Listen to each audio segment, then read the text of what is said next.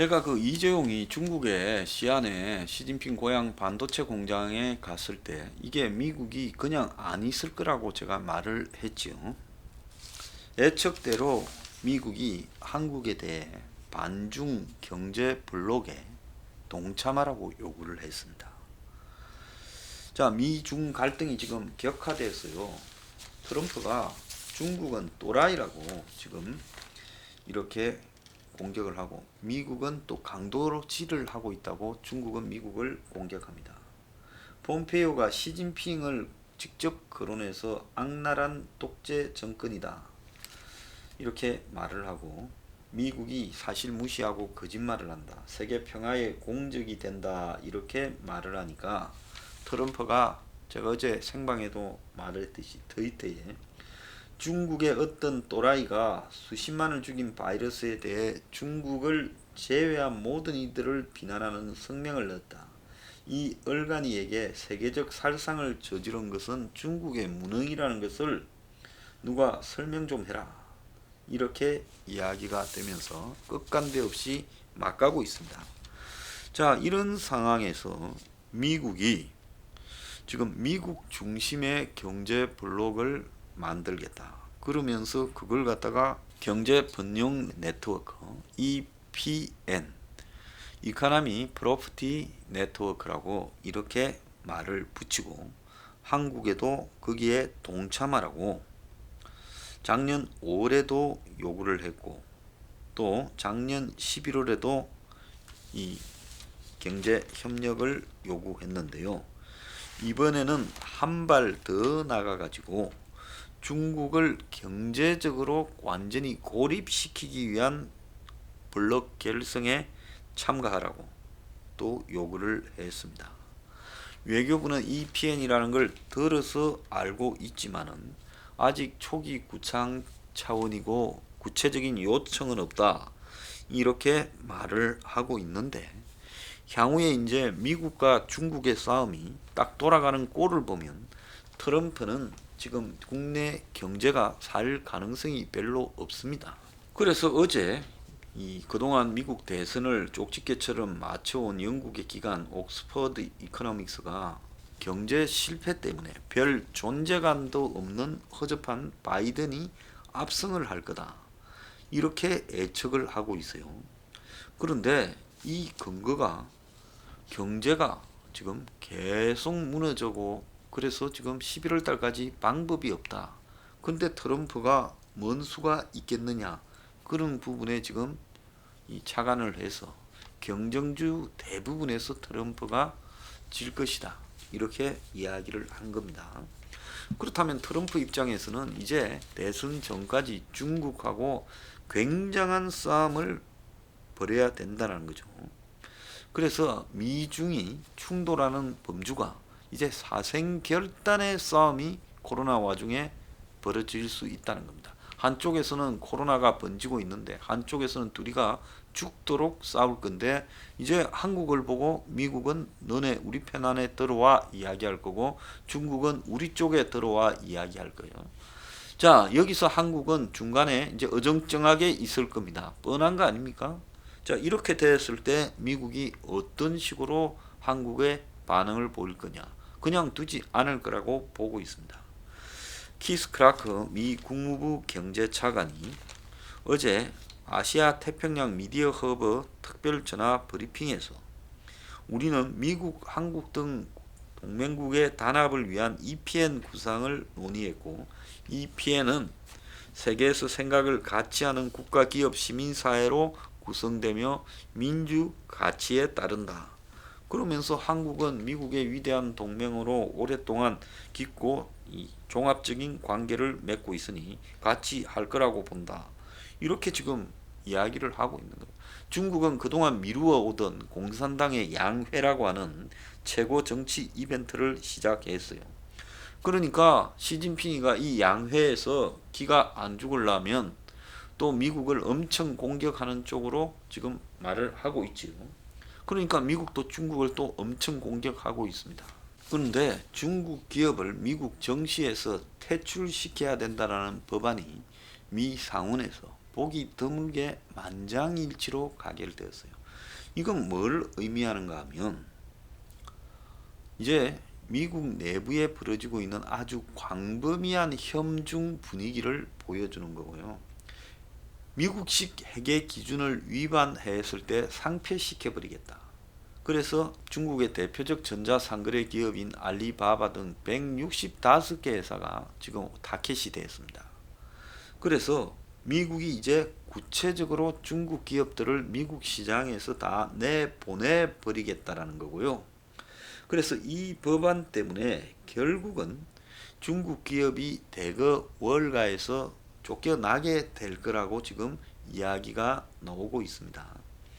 그래서 미국과 중국의 지금 경제 단절이 지금 예상이 된다. 이렇게 보고요.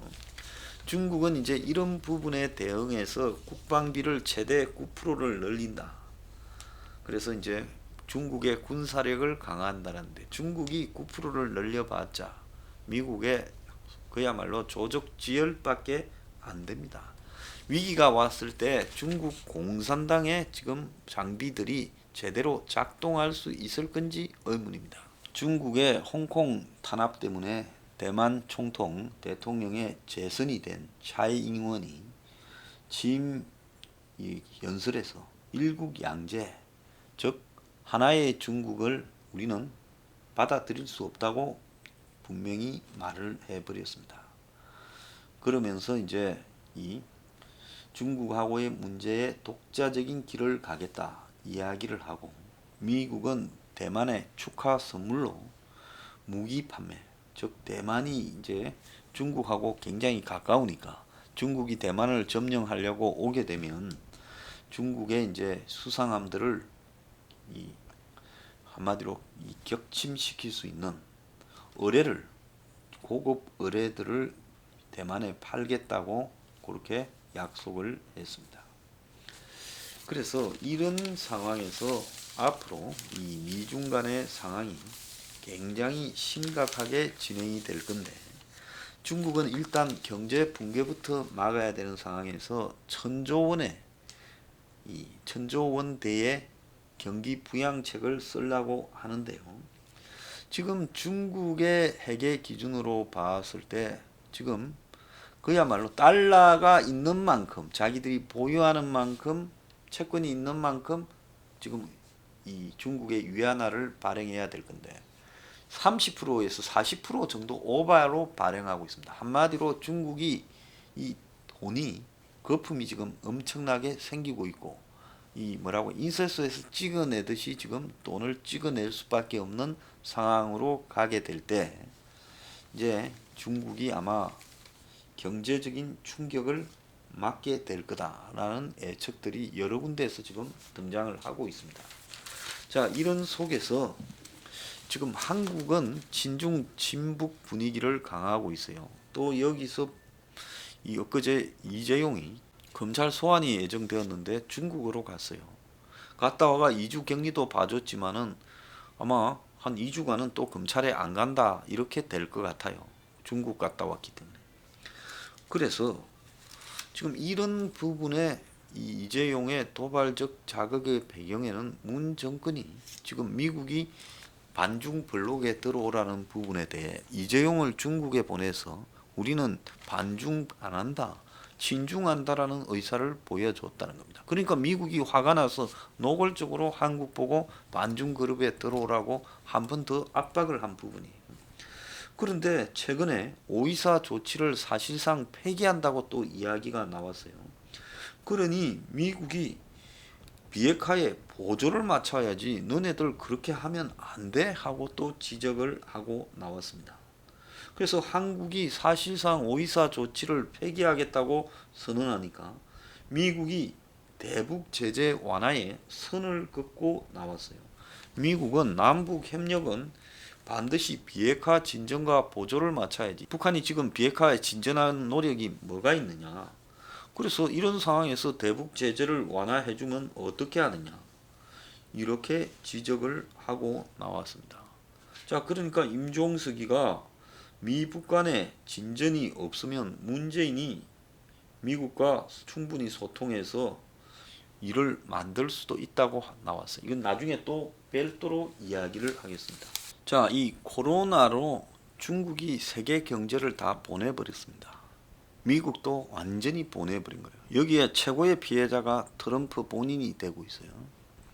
트럼프는 경제를 이전보다 살렸다라는 부분을 가지고 그 캐치프레이즈 아메리카 메이커 그레이트 어게인이라는 미국을 다시 위대하게라는 말, 이제는 또 위대하게 이렇게 이제 캐치프레이즈를 내걸고 대선을 치르려는데, 중국이 갑자기 뭔 병을 만들어내 갖고 자기는 그거 별거 아니야, 뭐 감기 수준이야, 미국에는 오지도 못할 거야, 오면 대처할 수 있어 이랬는데 미국에 딱 보내가 완전히 미국을 순식간에 박살 내버렸어요. 그럼 트럼프는 이거 뭐 감당이 불가능한 일이 벌어져 버리고 미국의 50개 주가 몇 달을 지금 문을 닫고 있다가 이제 살 열었잖아요. 열었지만 속이 아닌 거죠. 또 언제 어떻게 더 번져 가지고 문제가 될 건지 지금 답이 안 나오는 상황입니다. 그러니까 트럼프는 생각을 이제 해봤겠죠. 이걸 빠져나갈 방법이 뭐냐?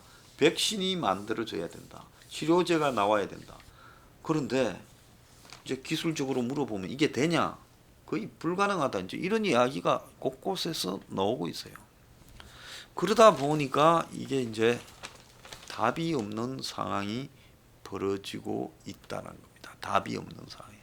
그러니까 이제 화가 나니까 중국을 패자라고 결론을 내렸고, 진짜 패는 척 하는 게 아니라 이번에는 끝장을 내버리자.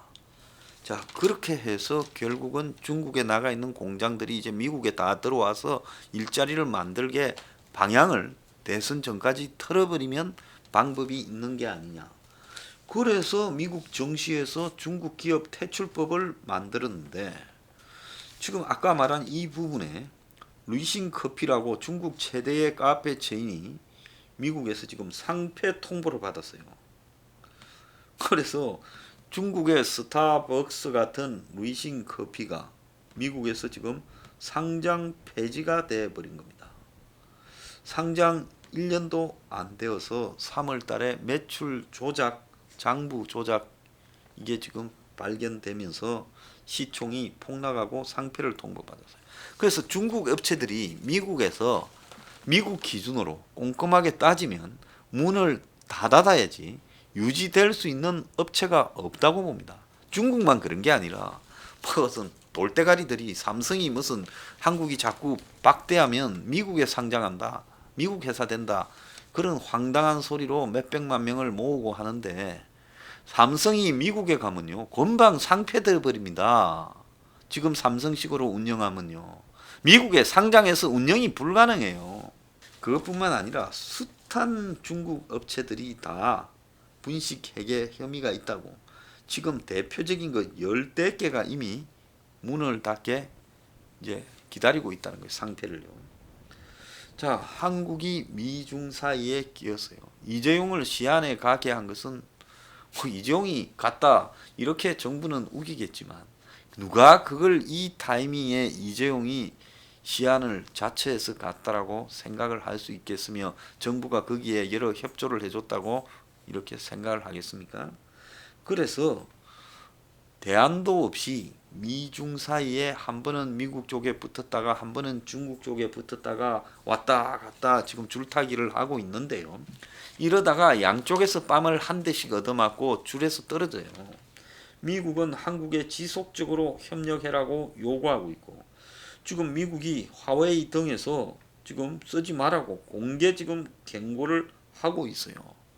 자, 그래서 이제 너 한국 미국의 경제 블록에 들어와서 중국하고 맞서라고 이야기를 하고 있고, 여기에서 이제 한국이 우리는 양쪽 다 신경을 쓰겠다. 지금 외교 소식통에 따르면 정부가 시안의 삼성 반도체 공장 등 대중국 사업은 유지하고, 그리고 첨단 기술 분야와 미국과의 관계를 강화하겠다, 양다리 걸치겠다고 지금 하는 거예요. 노골적으로 그게 나옵니다. 그러니까 이재용이 자의가 아니라 내가 봤을 때는 파병되었다, 중국에. 문재인의 중국에 대한 충성 표시로. 그러니까 이게 쉽지 않다라는 부분입니다. 이재용이가 이제 만약에 텍사스 오스틴에 가서 여기도 늘리게 중국도 늘리게 이제 양다리를 딱 거칠 건데 미국이 여기에 대해 어떻게 나올지가 지금 주목이 되는 거죠. 자, 싸움이라는 게 세게 붙으면 양다리 걸치는 사람이 살아남을 수가 없다라는 겁니다. 지금 싸움의 강도가 그런 상황으로 가고 있어요. 양다리로 빠져나가려다가 가랭이 찢어지는 일만 남았습니다.